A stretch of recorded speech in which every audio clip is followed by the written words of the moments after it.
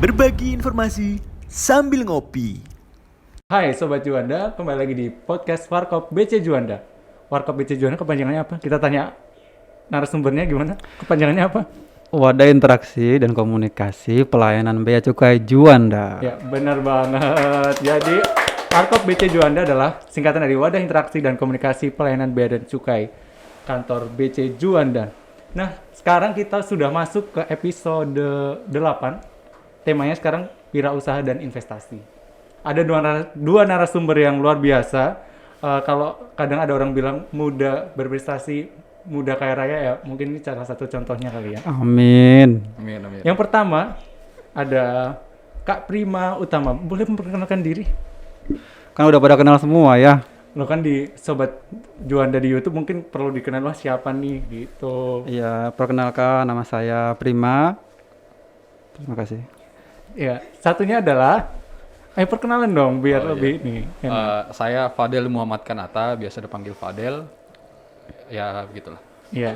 Jadi narasumber kita ini adalah pelaksana-pelaksana di Bea Cukai Juanda yang bisa dibilang luar biasa sekali karena mereka bisa work-life balance antara pekerjaan dengan kehidupan personal mereka. Jadi ada Kak Prima dan Kak Fadel. Kenapa sih dua orang ini yang kita undang di tema wirausaha dan investasi kali ini? Jadi dua orang ini tuh kesehariannya selain menjadi ASN di kantor Bea Cukai Juanda, mereka juga berinvestasi dan juga melakukan kegiatan wirausaha. Apa sih kegiatannya? Coba kita tanya pertama dulu ke Kak Fadel. Jadi gosip yang beredar, ini kita ngomong gosip ya puasa-puasa. Gosip yang beredar, Kak Fadel ini selama ini sudah lumayan cukup lama belajar investasi. Investasi apa tuh? Saya sebenarnya masih terhitung baru juga ya di investasi. Jadi dulu awal-awal saya masuk investasi pertama itu lebih ke deposito sama tabungan berjangka. Jadi tabungan berjangka itu mirip-mirip tabungan biasa lah, cuma dipotong tiap bulan dan lebih banyak sedikit dibanding tabungan biasa. Sedangkan deposito ya kita simpan uang di bank dalam jangka waktu tertentu, nggak boleh ditarik. Pada saat habis temponya kita bakal mendapatkan imbal hasil berupa bunga. Terus setelah itu saya coba masuk juga ke komoditas emas. Ya. Itu sekitar tahun berapa ya, 2016, 2017 gitulah. Setelah itu akhir-akhir ini saya coba masuk di saham. Masih baru juga terhitungnya 1 tahun terakhir. Jadi kita ingatkan bahwa Maret kemarin itu ada lockdown. Jadi bursa saham jatuh. Terus kebetulan teman-teman di sana bilang, ini saham lagi menarik ini, harganya murah-murah. Nah, saya mulai masuk di sana dan sampai sekarang ini.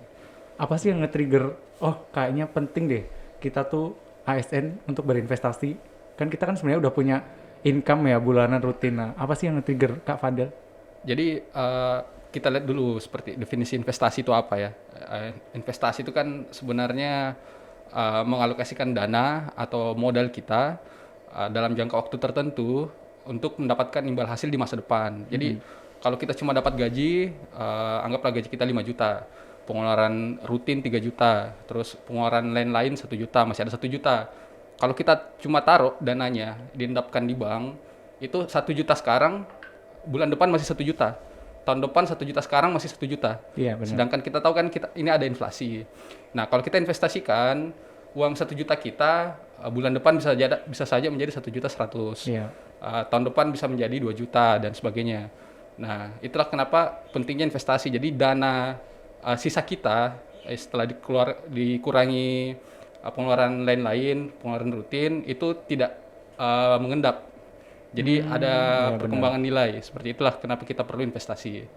Nah, itu kan investasi ya. Akhirnya kenapa Kak Fadel ini melakukan investasi. Nah, kita beralih ke pembicara selanjutnya. Beliau ini adalah seorang wirausahawan yang sudah lumayan lama menekuni bidang bisnis ini. Kita tanya secara langsung pada narasumbernya, apa usahanya dan kenapa sih membuka usaha dalam bidang ini? Baik, kalau dibilang lama ya nggak lama-lama juga Mas Riki.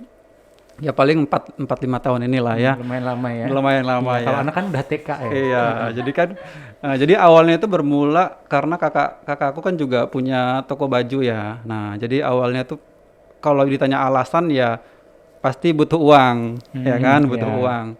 Nah, jadi kayak berawalnya mulai dari kecil-kecilan buka toko kecil-kecilan juga di pasar gitu kan. Kemudian kalau sekarang kemudian beralih lagi ke apa namanya laundry ya kan. Kemudian ada juga sempat jalan cookies ya yang mungkin mungkin teman-teman juga udah pada tahu.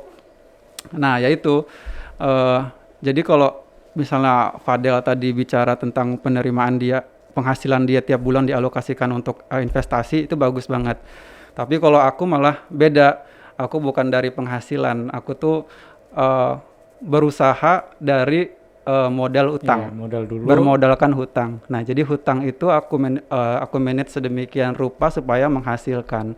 Jadi kita tetap bisa bayar cicilannya, selain itu juga ternyata menghasilkan. Itu sih Mas Riki. Oh, jadi bedanya kalau investasi yang Kak Fadel jalan itu dia mengalokasikan, tapi kalau yang Kak Prima ini lebih bermain di dalam modalnya, dia ngumpulin modal pinjam modal dulu, baru Betul. dikembangkan, dimanfaatkan. Tapi tetap ada tambahan dari dana pribadi pastinya. Ya, pasti ya. Pasti. Kira-kira kan setiap baik berinvestasi maupun berwirausaha kan ada resikonya ya. Pernah nggak sih ngerasa insecure ketika mau mulai berinvestasi maupun berwirausaha? Dari Kak Fadel dulu. Oh iya, jadi saya pertama kali berinvestasi itu ya. Jadi kan saya mulanya dari tabungan berjangka sama deposito, itu bisa dibilang risikonya sangat rendah karena imbal hasil saya tidak terbayarkan dalam kasus banknya itu bangkrut. Sedangkan kalau emas risikonya lebih ke harga komoditasnya yang turun. Ya naik turun ya. Kalau saham ini sebenarnya mulai high risk high return. Jadi konsep utama dari investasi itu high risk high return. Kalau mau untung tinggi harus siap rugi besar kayak gitu. Nah kalau saham ini apa ya, lebih ke, jadi kita investasikan 1 juta nih, dalam waktu singkat bisa saja 1 juta saya menjadi 900.000 kayak gitu. Nah itu risiko paling utama di saham ini. Tapi kalau kita lihat trennya saham itu selama nggak ada krisis ya, itu pasti naik. Karena kenapa pasti naik saya katakan, karena prospek perusahaan itu mencari untung. Jadi selama kita pilih perusahaan, beli saham perusahaan yang big cap, jadi istilahnya blue chip, yang marketnya besar, selama dia pertumbuhannya naik terus, untung terus, itu pasti kita juga mendapatkan imbal hasilnya juga. Jadi contohnya seperti Mas Prima ini punya usaha, jadi nilai pasarnya itu 1 miliar contohnya. Terus saya coba beli sahamnya 10%. Terus tahun depan nilai pasar dari perusahaannya Mas Prima ini jadi 10 miliar. Jadi 10% yang awalnya 100 juta itu menjadi 1 miliar sekarang. Nah itu makanya kita harus pintar-pintar memilih perusahaan yang bakal naik. Prospek ya bagus. maksudnya. Yang Betul. berprospek. Jadi kalau mau bisnis atau investasi itu ya, kalau lo mau siap untung ya lo harus siap rugi ya. Benar, Tentu pasti. Nah kalau Kak Prima sendiri gimana? Kalau awal berusaha masalah worry pasti worry ya. Nah, makanya sebelum berusaha juga pasti sama lah, mau investasi maupun istilahnya usaha dalam artian wirausaha pasti sama, kita harus mempertimbangkan beberapa parameter-parameter, kira-kira profitnya gimana, terus ya kan nanti ke depannya nilainya seperti apa. Nah, kalau aku sama pasti worry. Cuman itu tadi pertimbangan-pertimbangan itu, dukungan orang tua, keluarga juga kan mendukung gitu. Jadi makanya bismillah aja semuanya dijalanin kayak gitu. Oh iya. Nah, kan biasanya kita ya tadi kenapa saya nanyain gimana, pernah nggak sih ngerasain insecure apa enggak? Soalnya sebenarnya kebanyakan dari kita mungkin yang punya penghasilan, terus PNS, seumuran saya atau seumuran kita semua, itu biasanya pengen sih usaha biar kayak pendapatan bulanan tuh bisa dimanfaatkan, bisa bertambah. Tapi itu tadi Takut kadang ada rasa insecure kayak, duh nanti kalau rugi gimana ya? Emang resiko kepada tadi kan Kak Fadil bilang high risk high return ya. Kalau lo siap buat untung ya lo harus siap rugi. Gitu. Nah, dari mana sih kalian tuh belajar untuk pada akhirnya gue mau investasi gitu? Kan pasti ada proses belajarnya dulu ya, entah itu lewat mana gitu. Nah, kalau dari Kak Fadil belajar investasi ini dari mana? Apakah lewat literasi atau apakah ada ikut kelas-kelas online atau emang ya nyoba aja gitu? Oh, kalau saya sendiri sih pertama investasi sebenarnya ya tadi karena ada sisa dana dialokasikan. Cuma belakangan kan saya kebetulan belajar akuntansi, jadi lumayan ngerti laporan keuangan seperti apa. terus belajar manajemen keuangan juga. Jadi tahulah instrumen investasi itu yang mana sih yang berisiko, yang mana risikonya bisa diukur. Jadi saran saya sih kalau memang mau berinvestasi diukur dulu risikonya. Saya sendiri tahu saham pertama dari teman sebenarnya. Tapi kebetulan di pelajaran dibahas juga, jadi ini kok menarik ya saham ini. Jadi akhirnya mulai masuk ilmu-ilmu yang didapat itu coba diterapkan. Jadi contoh kalau saham kan paling dasar itu fundamental. Kita lihat fundamental, kita lihat apakah perusahaan ini sehat, utangnya besar enggak, lalu kasnya lancar enggak, seperti itu. Itu dipelajari di manajemen keuangan awal-awal saya, jadi diterapkan, oh ini oke nih rasionya, PBV-nya oke, PER-nya oke, dibeli, seperti itu. Jadi pada dasarnya memang saya ada ilmunya dulu baru masuk, itu di saham loh ya. Gitu. Jadi memang kalau orang bilang Belajar dulu ya kali ya. Kuliahmu atau menuntut ilmu itu bermanfaat, ya ini benar-benar dimanfaatkan gitu loh. Dia kuliah belajar ini akhirnya diterapkan. Nah kalau Kak Prima belajar nggak sih untuk berwirausaha, dan kalau misal belajar dari mana sih? Belajar sih enggak ya. Kita memulai usaha itu kayak kamu bilang tadi kan biasanya sama teman-teman yang lain juga banyak yang bilang, gue pengen mulai usaha ini, tapi takut nanti kalau misalnya rugi gimana, terus modalnya nggak balik gimana gitu kan. Kalau aku pribadi sih, kalau emang mau berwirausaha, kalau nggak nekat nggak akan jalan. Ya, benar. Ya kan, kalau kita nggak berani ambil langkah pertama, ya kamu nggak akan gerak kemana-mana. Itu jadi awal bermula aku berusaha berwirausaha, buka toko baju dan segala macamnya itu ya karena modal nekat gitu, juga dorongan kebutuhan. Karena misalnya kalau saya pribadi kan tanggungan saya kan juga ada keluarga orang tua, adik, kakak kan gitu ya. Jadi istilahnya ada dorongan untuk mencari penghasilan setinggi-tingginya gitu, selain kita punya penghasilan bulanan yang tetap. Nah, untungnya kita adalah kita setiap bulan itu punya penghasilan yang sudah pasti ada, gitu. Jadi kayak kejadian waktu lockdown kemarin, memang saya akuin kayak di toko baju itu benar-benar nyaris nggak laku deh, gitu kan. Orang nggak ada yang mau belanja, buat apa, nggak bisa kemana-mana gitu. Laundry juga sepi, anak kuliah nggak ada, ya kan, anak kos-kosan semuanya pulang. Semua online ya. Iya. Nah, syukurnya itu kita punya penghasilan bulanan yang tetap. Nah, itu juga yang istilahnya meringankan kita sebagai misalnya ASN kalau mau berwirausaha.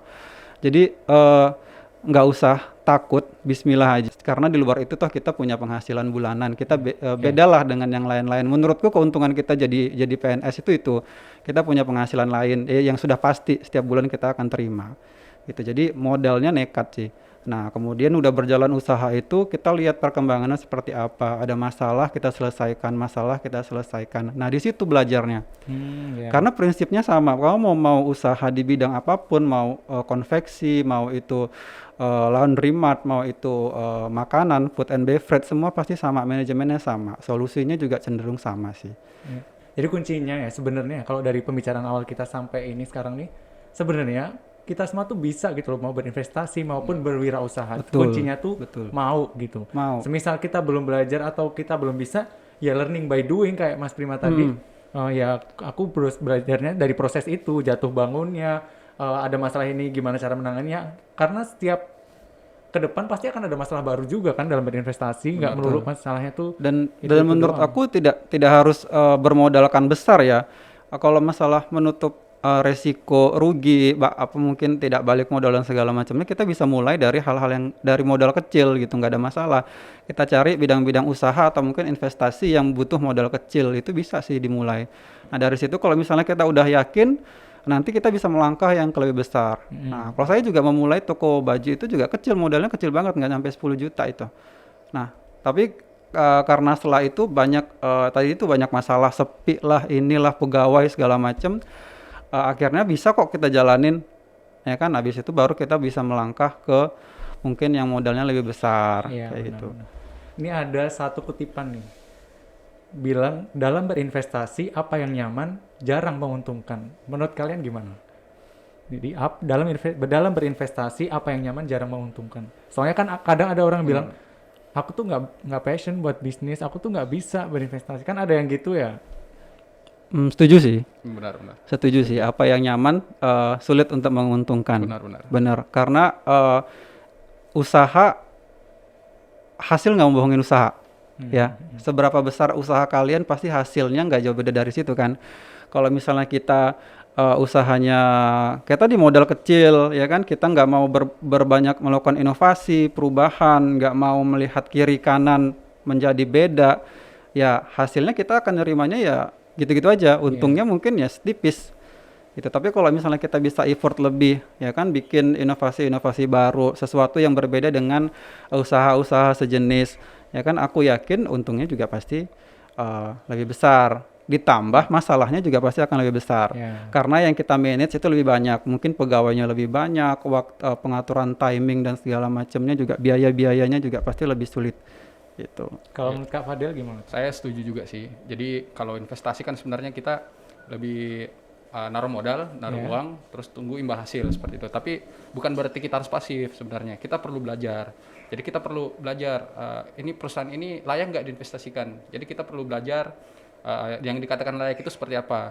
Apakah seperti saya bilang tadi dia untung terus, apakah kalau rugi, walaupun rugi seperti Tokopedia, walaupun rugi tapi nilai pasarnya naik terus, jadi investornya tetap banyak, itu tetap menguntungkan juga. Jadi lebih ke belajar sih sebenarnya kalau di saham itu sebenarnya. Dan kan banyak juga instrumen investasi lain, seperti sekarang yang lagi hot itu cryptocurrency. Apa tuh? Kalau saya sendiri Bitcoin Bitcoin. Cryptocurrency itu lebih ke mata uang mata uang kripto gitu. Jadi ada suatu mata uang itu online, jadi jumlahnya terbatas. Jadi contoh cuma ada 5.000 koin sedunia. Nah itu yang diperdagangkan seperti itu. Jadi kita nggak lihat bentuknya, tapi dengan ini kita bisa melakukan transaksi. Dalam beberapa tahun terakhir banyak negara sebenarnya belum terlalu mengakui cryptocurrency, tapi akhir-akhir ini sudah mulai diakui. Indonesia juga nggak mau ketinggalan, akhirnya buat aturan kalau nggak salah 2 tahun lalu tentang cryptocurrency, walaupun nggak bisa dijadikan dasar untuk bertransaksi, karena kita tahu di Indonesia ini aturan Bank Indonesia tetap harus mata uang rupiah. Ya betul. Banyak tuh pegawai-pegawai Juanda juga tuh yang main Mas Riki itu. Iya.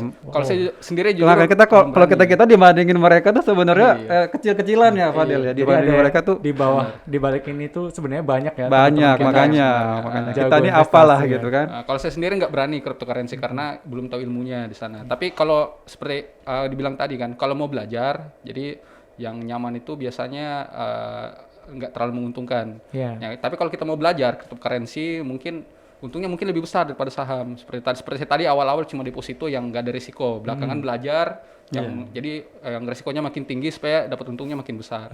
Seperti memang di balik ini selain high risk high return, dan memang di kantor Juanda ini banyak sebenarnya sobat Juanda yang punya istilahnya penghasilan lain dari ASN gitu. Tapi memang ya itu mereka sedang sibuk dan tidak bisa. Ya, kita di sini juga tidak mengguri, hanya share pengalaman aja gitu ya Mas Riki. Betul. Nah nanti kalau sobat Juanda pengen tahu siapa aja sih yang terus investasinya apa aja, komen aja di YouTube ya, di DM di Instagram atau komen di YouTube, nanti akan kita kasih tahu. Atau langsung sebut orangnya, tag orangnya juga boleh ya. Soalnya orangnya nggak mau terpublish, takut pajaknya makin besar. Gitu. Nah terus ada juga orang yang mau berinvestasi tapi dia nggak paham.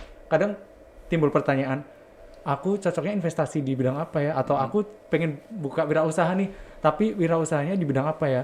Gitu. Itu perlu nggak sih kita mengenai diri kita sendiri, atau sebenarnya ya udah coba dulu gitu? Saya dulu ya. Jadi kalau mau dilihat sebenarnya investasi apa ya yang paling bagus? Sebenarnya perlu lihat dulu maunya risikonya seperti apa. Jadi saya pribadi awal-awal pikirnya mau investasi tapi nggak mau rugi banyak. Jadi pokoknya bagaimana supaya uang saya ini saya investasikan, yang penting di atas inflasi aja, biar uang saya tidak ketinggalan dari inflasi. Nah, yang paling aman sebenarnya ada namanya SBN, Surat Berharga Negara. Oh iya, yang punyanya DJPPR tuh ya. Itu sebenarnya kalau mau bilang paling aman, itu sebenarnya paling aman. Kenapa? Karena itu benar-benar tidak terbayarkan kalau negara bangkrut. Jadi resikonya lebih kecil lagi dibanding bank bangkrut. Kalau bank kan kita lihat kasus Senturi dan ada kan. Sedangkan kalau negara bangkrut itu ya 99% negara berdiri kecil lah. Dan lumayan loh imbal hasilnya. Saya sendiri belum ke sana karena belum tahu caranya. Tapi ada rencana ke sana juga sebenarnya. Saya sih sering ya dapat promosi itu kan, kebetulan teman di DJPPR ya. Tapi nggak beli Mas Riki? Belum, modalnya belum cukup. Itu kan balik lagi kan. Benar-benar. Gitu. Nah kalau menurut Mas Prima, orang yang mau wirausaha harus apa dulu sih, ngapain dulu? Apakah mengenali diri sendiri dulu, atau kayak tadi kalau Kak Prima kan belajar dulu deh sambil nyemplung sambil belajar gitu. Gimana? Kenalin bisnisnya sih, kenalin bisnisnya. Karena kayak misalnya tadi aku bilang, misalnya takut atau worry, nggak balik modal, coba dari modal dikit, ya kita lihat-lihat juga kira-kira usaha apa yang cocok dengan itu kan, gitu Iya. kan. Nggak juga misalnya kita ujuk-ujuk ngelihat temanku di usaha ini dia sukses, gitu kan, kita ujuk-ujuk mau niru dia, bisa, tapi kan kita belum harus belajar juga pertimbangan si orang itu apa, dia dalam pemilihan lokasi misalnya, Iya. pemilihan apa namanya, pemasangan tokonya, promosi dia, manajemen pegawainya, banyak lah macam-macamnya. Itu juga yang harus kita pelajarin. Jadi bicara nekat, tadi saya bilang nekat, enggak apa ya, enggak Nggak belak-belakan serta-merta nekat, mentang-mentang enggak serta-merta gitu ya. nekat gitu, Iya. juga perlu pertimbangan lah gitu. Ya, kalau boleh tahu Sobat Juanda, ini kan pada penasaran ya. Apa sih yang membuat biar kita tuh yakin, oh ini investasi itu penting gitu. Gimana caranya menyadarkan teman-teman Sobat Juanda nih, melek investasi itu penting gitu. Apa pesan dari Kak Fadel dulu deh?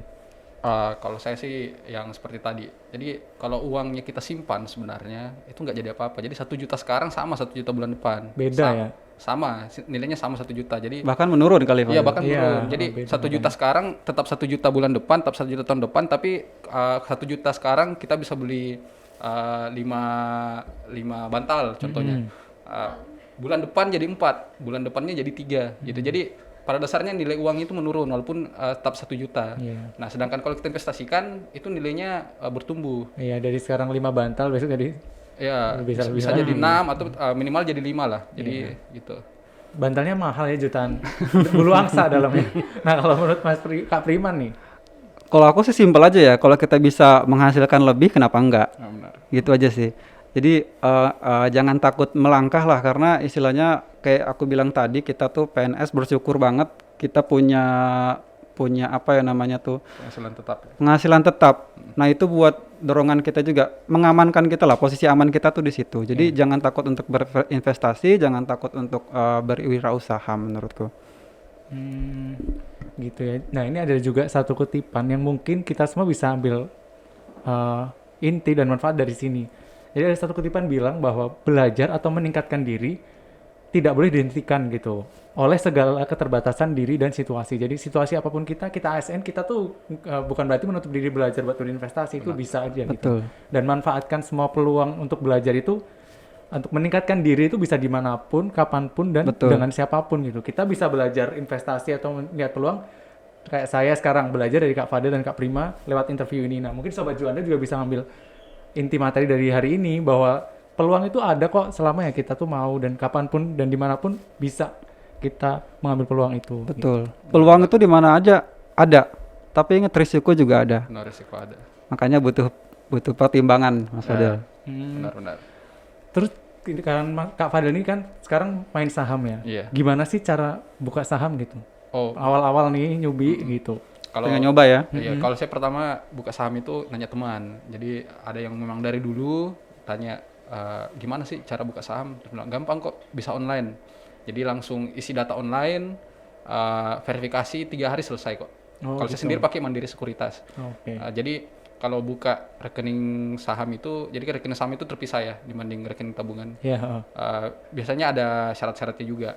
Tapi yang paling umum biasanya yang mahasiswa itu namanya iPod, itu 100.000 udah bisa buka Oh, saham. lihat aplikasi itu ya. Aplikasinya 100.000 udah bisa, itu biasanya mahasiswa pakai di situ. Tapi ada ininya juga, ada pertimbangannya. Kenapa murah? Biasanya fee-nya lebih tinggi, seperti itu. Jadi kalau yang fee paling murah setahu saya itu Mirai Sekuritas, itu sekitar 0,15% beli, 0,25% jual. Jadi kita itu nggak bisa asal beli jual. Memang segampang itu beli jualnya, tapi kita harus pertimbangkan juga fee-nya.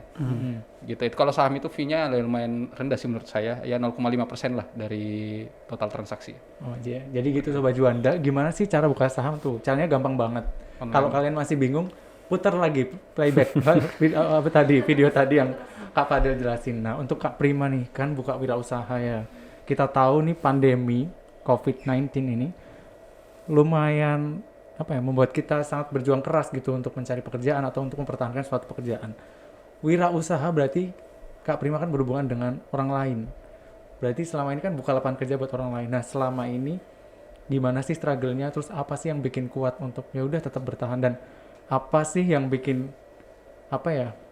Yakin bahwa oh ini bisa jadi ladang juga loh buat orang lain. Betul betul. Kayak aku bilang tadi ya, pegawai itu jadi faktor penting banget kalau kita mau berwirausaha. Ya, susah senengnya itu banyak lah. Kadang kita udah dapat pegawai yang cocok nih, kerjanya rajin ya kan, nggak disuruh-suruh, udah dikerjain semuanya juga udah, yang di luar apa tugas fungsi dia kerjain deh pokoknya kayak gitu kan. Inisiatif ya. Inisiatif. Kita udah naruh percaya, ternyata kita tinggal kita ditipu. Itu kejadian. Pernah kejadian. Oke, kita maafin ya kan. Kejadian lagi. Nggak mau kan kita berhentiin kan. Ya udah, ngeberhentiin itu dan ngeberhentiin orang itu kan nggak gampang. Iya. Kita harus cari penggantinya yang at least paling nggak setara lah kan gitu kan. Nah, pokoknya kalau aku tuh gonta-ganti pegawai udah wajib deh, udah biasa banget. Nah, cuman kayak Mas Riki bilang tadi, ladang pahala kali ya. Iya. Nah, aku juga itu senengnya berwirausaha ini, semakin besar usaha kita, semakin besar pula kita bisa meng-hire orang, Iya. memberi manfaat ke orang dan sekitar. Dan aku pribadi memang ambil pegawai-pegawai yang memang di sekitar situ, gitu. Jadi memang mereka juga bisa merasakan langsung kan gitu kan. Nah, terus tadi apa sih pertanyaannya? Ya itu tadi gimana sih struggle-nya, apa memperjuangkan teman-teman apa? Susah. Kalau aku kan usahaku, aku nggak kelola langsung ya. Biasanya ada ibuku di sana. Ibuku selalu cerita hari ini begini, masalahnya begini. Nah, di situ kita diskusi bareng. Nah, masalah-masalah itu tuh aku selalu bilang ke ibuku supaya pegawai ini betah. Kita intinya gimana pun kita lakukan supaya pegawai itu betah ke kita. Ya jangan pelit-pelit lah istilahnya gitu kan. Yeah. Aku nggak juga profit oriented banget gitu kan. Misalnya kita ada, mereka hal kecil aja, makanan kasih, kita keluar kemana beli makanan, itu mereka udah seneng, bikin mereka bisa bertahan. Cuman itu tadi, nggak bisa juga kita sembarangan ngasih kepercayaan ke orang karena bisa jadi kita ditipu. Nah itu juga yang harus kita apa ya, 2 bulan sekali paling aku ada yang berhenti, dia mau lanjut kerja tempat lain karena aku nggak bisa apa namanya menghalangi dia kalau dia dapat pekerjaan yang lebih baik kan. Karena kita udah cocok ya. Iya, nggak bisa karena itu kejadian. Nggak bisa juga, aku bilang ke ibuku, nggak bisa kita tahan-tahan orang karena dia pasti pengen yang lebih baik buat hidup dia, ya nggak? Kalau kita ternyata ada yang lebih baik dari dia, lebih dari kita, ya silahkan gitu loh. Betul. Nah itu emang suka dukanya, kita udah seneng sama dia, tapi dia harus pergi kayak gitu. Kadang juga kekurangan pegawai itu sering banget, sampai repot sendiri, kita sendiri yang kerja. Dulu awal-awal nih saya cerita ya, Idul Fitri 2 tahun yang lalu kalau nggak salah, itu baru buka yang cabang pertama, laundryku, ya kan. Jadi masih sepi banget. 2 minggu pertama itu paling cuma 3 kilo, 2 kilo itu udah seneng banget. Masuk 11 kilo kita seneng banget. Itu buka pas bulan puasa. Akhir-akhirnya tuh seminggu mau puasa, seminggu mau lebaran, pegawai kita udah off kan. Iya. Nah, jadi kita bingung, kita sementara kan omset masih sepi. Aku bilang mumpung kita di sana buka aja deh, aku bilang gitu kan. Nah, jadi aku kemarin mudik, alhamdulillah tuh waktu 2 tahun lalu mudik, ternyata pas kita buka laundry yang lain tutup tuh, jadi lemparnya ke kita semua. Iya. Nah jadi tuh bayangin tuh aku malam takbiran masih nyetrikain sampai jam 1 tuh, nyetrikain baju orang, aku, ibuku, bapakku semuanya nyuciin tuh. Nah itu pengalaman yang seru sih sebenarnya. Jadi kita tahu kan gimana capeknya pegawai-pegawai itu, ternyata kerja itu nggak gampang. Iya. Kayak gitu. Makanya aku bilang sama ibuku, gimana caranya kita upayakan si pegawai ini betah. Kita perlakukan dia dengan baik lah. Karena kita butuh mereka, nggak cuma mereka yang butuh kita kan gitu kan. Luar biasa interview dan bincang-bincang kita dengan narasumber kita yang luar biasa ini. Bisa diambil manfaat yang banyak banget gimana cara belajar investasi maupun wirausaha, dan bisa kita lihat gambaran suka dukanya itu seperti apa. Jadi kita lebih untuk ketika mau berinvestasi atau berwirausaha, kita harus benar-benar ngenalin diri sendiri dulu. Apa sih yang cocok, gimana sih resikonya. Nah, sebelum kita masuk ke sesi terakhir, ini ada sesi rasendring. Kita pengen kata penutup dari Kak Prima maupun Kak Fadel, kutipan yang mungkin kalian bisa sampaikan ke Sobat Juanda tentang investasi atau tentang wirausaha yang sampai saat ini akhirnya kalian berpegang teguh dan tetap mau belajar dan mengembangkan diri gitu? Mulai dari Kak Prima dulu. Kalau aku sih simpel aja Mas Riki, intinya jangan pernah takut untuk memulai. Ya kan kita zaman sekarang generasi-generasi muda, anak-anak muda ini sebenarnya udah aware banget kok masalah Ya. investasi, Melek ya, masalah lumayan melek. masalah passive income dan segala macam tuh udah melek banget gitu, cuman tidak berani untuk melangkah. Ya. Nah, untuk melangkah tadi itu seperti apa? Kayak kata Mas Fadil, belajar dulu. Ya kan? Belajar gimana sih bisnis yang mau kita tekunin, investasi yang mau kita jalanin itu seperti apa. Tapi belajar tanpa ada keberanian juga nggak akan bergerak. Ya. Nah, itu harus dibarengin. Menurut saya sih gitu, jangan pernah takut untuk belajar dan memulai. Oke, kalau menurut Kak Fadil, kutipan apa sih yang bisa disampaikan ke Sobat Juanda? Kalau saya sih lebih ke ini, kenali dulu apa yang kamu mau investasikan. Itu pertama. Soalnya sekarang kan banyak investasi bodong juga ya. Ya, tipu-tipu banyak ya. Katanya investasi dalam jangka waktu singkat bisa langsung kaya. Jadi nggak ada yang seperti itu. betul. Itu harus jadi nggak ada yang praktis. Betul. Semua harus ada usaha. Iya. Investasi. Jadi kalau dibilang investasi, kamu kasih 1 juta, nanti 1 bulan jadi 10 juta. Nggak ada yang pasti. Saham Iya, pun seperti betul. itu. Kita 1 juta itu nggak ada yang tahu bulan depan jadi 100.000, 1 juta Iya. kita atau 10 juta, nggak ada yang tahu seperti itu. Jadi kita benar harus mengenali apa yang kita investasikan. Jangan karena ada kata investasinya kita langsung tertarik. Kita harus analisis dulu. Ini benar investasi nggak apa tidak? Sebaiknya investasi memang yang sudah umum Iya. gitu. Jangan seperti ada lembaga minta store uang terus langsung kaya, nggak ada yang seperti Iya, itu. Nggak ada yang praktis pokoknya. Mungkin satu lagi nih Mas Riki. Iya. Bukan maksud untuk membuat pesimis ya. Iya. Intinya aku mendukung semuanya buat berwirausaha. Ya. Tapi jangan pernah juga kita melihat atas pencapaian orang Beda-beda ya, nggak bisa disamakan. betul, pure dari istilahnya prestasi atau penghasilan dia, nggak bisa. Coba tanyakan ke dia susahnya apa sih? Iya. Jangan enaknya aja. Jangan enaknya ditanyakan. aja, Betul, rugi nggak? betul. Rugi lah, Iya, ya kan iya. gitu kan. Jangan mikir cuannya, cuan, tapi Betul. ternyata nggak tahu resikonya. Benar, pusing juga di saat kita dapat problem ini, problem itu harus kita juga pertimbangkan. Cuman tadi itu keberanian kita tadi harus kita imbangin sama mau belajar. Iya, betul. Benar-benar. Tambahan lagi satu Mas Oke. Riki. Ya, Nanti tambahan. aku habisin nambah lagi dulu. Iya, boleh. iya. Jadi tadi kan Oke, sudah oke. dibahas tentang buruknya ya. Iya. Jadi jangan cuma kok untung-untung terus cuan-cuan terus, Iya, nggak seperti cuan. itu. Nggak mungkin gitu ya deh. Nggak mungkin seperti itu. It's not all about cuan. Benar, saya Betul. pernah karena mau untung banyak dalam waktu singkat, itu 1/5 aset saya habis. Wow. Dalam 1 menit loh. Jadi saya pikirkan bilang, oh kalau saya 10 juta saya cuma untung 100.000. Tapi kalau 100 juta saya bisa untung 1 juta. Tuh, Karena saya serakah, serakah. akhirnya Iya. saya masukkan Harus kontrol juga ya. semua aset saya yang harusnya saya diversifikasi ya. Diversifikasi itu jadi dibagi-bagi ke beberapa jenis saham. Jadi satu saham Indomie, satu saham Bank BRI, satu saham Unilever dan lain seperti itu. Jadi karena saya serakah, saya masukkan ke saham yang gorengan. Istilahnya saham gorengan. Jadi receh-receh lah ya. bilang, kalau cuma di Indomie saya cuma untung 1%. Sedangkan kalau Sponsornya gorengan banyak. saya bisa 25%, Iya, 35%. Jadi saya serakah, saya coba masukkan semua aset saya ke situ. Iya. Dalam 1 menit hilang 1/5, 1/4 aset saya Iya. yang sudah investasikan. Nah, itu yang perlu Aware lah ya, kita harus aware. perlu aware. Jadi Pertimbangkan ya. awal-awal investasi itu 6 bulan pertama saya yakin rugi. Kalau kecuali kita investasi big chip ya, blue chip. Saham blue chip itu kita untung tapi dikit-dikit. Cuma biasanya orang yang pertama kali masuk saham itu rugi dulu 6 bulan pertama. Belajar mental dulu. Iya. Jadi kalau turun harus siap, naik juga harus siap. Iya, betul. Awal-awal Berarti sih juga itu jatuhnya seperti jangka panjang ya Fadil? jangka panjang. Semakin panjang jangka waktunya makin baik sebenarnya. Mas. Iya. Cuma biasanya kalau orang niatnya 2 tahun investasikan anggaplah 10 juta.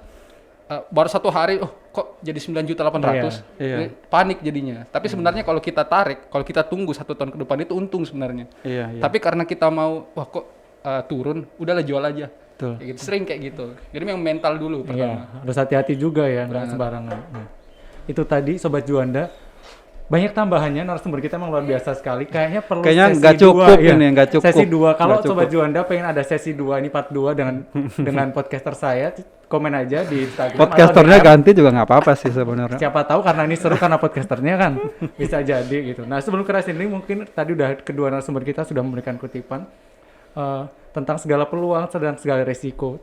mungkin saya bisa nyampein satu kutipan juga dari seseorang berkata bahwa untuk menjadi investor atau entrepreneur, kamu harus percaya bahwa pada hari esok itu akan ada hari yang lebih baik gitu. Karena kalau nggak ada optimisme, ya kita nggak akan ada semangat dan nggak ada akan ngerasa kurang-kurang dan insecure terus nggak akan berani. Setuju. Itu penting untuk investasi dan wirausaha. Nah, mungkin itu aja obrolan kita kali ini tentang wirausaha dan investasi. Kalau Sobat Juanda pengen ada part 2, part 3 dan selanjutnya, Maksa ya, pokoknya harus ada part 2 nih. bisa di komen di kolom YouTube BC Juanda ataupun di DM ya. Bilang, "Oh, ini seru banget nih.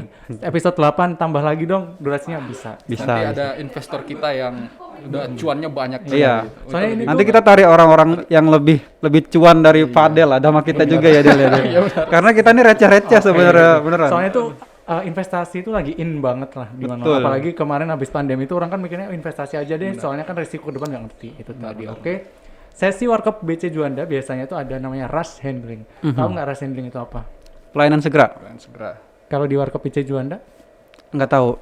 Oh, berarti ini 8 episode belum pada nonton YouTube-nya ya? Nonton openingnya, berbagi informasi sambil Itu suaranya merdu banget. Pengen tahu siapa? Lihat di balik layar, nanti akan ada rilis. Sekarang kita mau rush handling. Ini ada pertanyaan. Oke. Harus dijawab dengan cepat. deg-degan nih. Iya.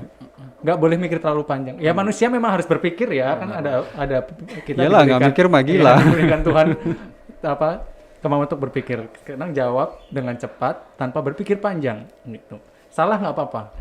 Paling kalau salah atau keliru dihujat netizen. Ya. Dimulai dari Fadel. Sweet dulu gimana? Oke, aku yang milih ya. Dimulai dari Senior dulu. ya Kak Fadel. Alhamdulillah. Oke. Ini ada 5 pertanyaan, harus cepat ya. Iya. Nongkrong atau rebahan? Rebahan. Oh, kirain orang yang investasi itu iya. Rebahan sambil lihat Oh, ini benar. HSG. Kalau Penjelasannya nongkrong itu. Mas Prima menjalin ini dia relasi. Jualan Oh, online. iya. Mas no. Bima emang nongkrong Oh, iya. sosialita. Temennya banyak banget.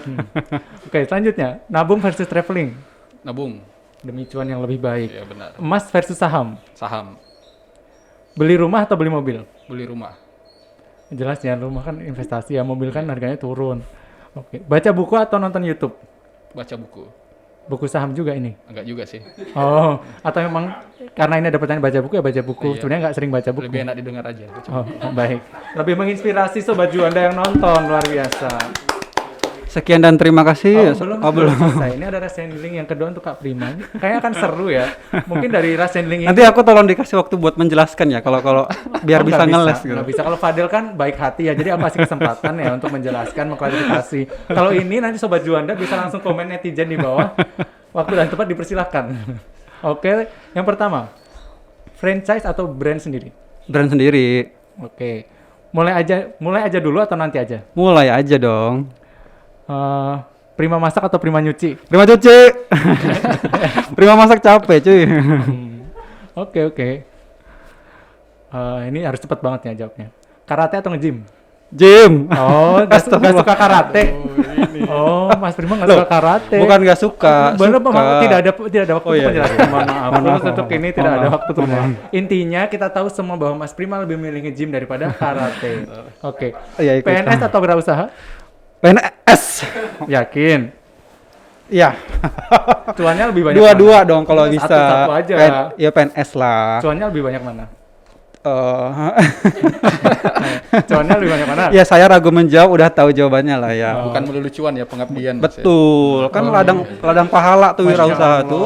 Bulan puasa ini sungguh memberikan berkah bagi kita semua umat ya. Oke, mungkin kita sudahi terlebih dahulu episode 8 podcast Warkop BC Juanda kali ini, tema wirausaha dan investasi. Dan seperti yang kita tahu bahwa investasi wirausaha ini adalah topik yang in banget. Kayaknya perlu nih sesi 2, part 2 mungkin dengan tema yang lebih spesifik ya. Temanya sama tapi narasumbernya mungkin yang lebih mumpuni kali Mas Riki. Baik. Oke. Kalau saya lagi nggak apa-apa sih dibayar tapi Kalau podcasternya oke nggak? Tetap. enggak lah. Oh, ganti juga. Enggak apa-apa maksudnya, Padahal jangan saya berkecil hati dong. Pengen di hire tetap, pegawai tetap di sini. Lanjut. Oke, gitu aja. Sobat BC Juanda, kita tutup dengan salam khas BC Juanda. Pasti udah tahu ya, kalau aku bilang BC Juanda, set, tahu kan kata-katanya? Baik, set. Harus semangat ya ini. Oke, kita kamera on, siap. Kita tutup podcast Warkop BC Juanda dengan salam BC Juanda, Ganas, generasi berintegritas. Sampai jumpa Sobat Juanda.